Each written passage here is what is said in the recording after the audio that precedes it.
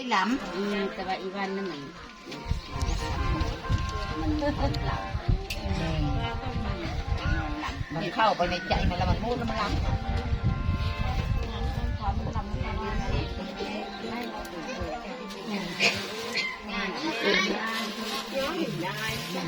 แกฟื้นกันแล้วว่าพี่น้อง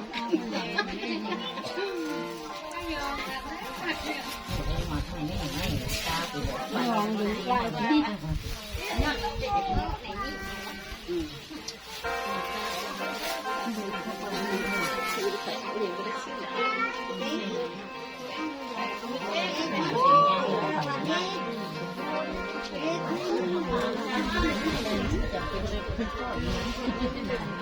คื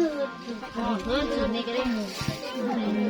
ก่อนให้มันกินยักษ์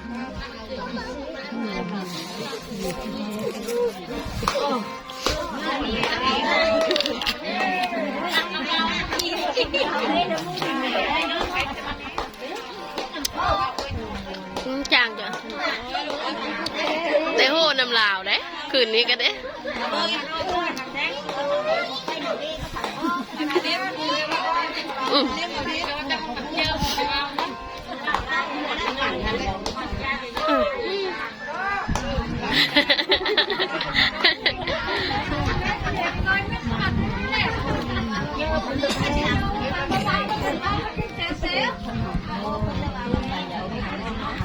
นี่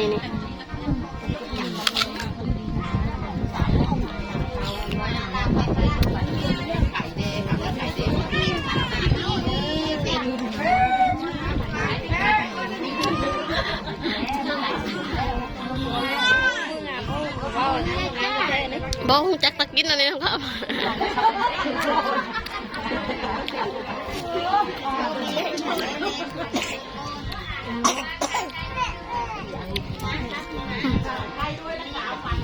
ทำไมกันให้มา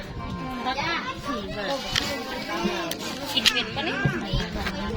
ให้มันอมจุ่มเอา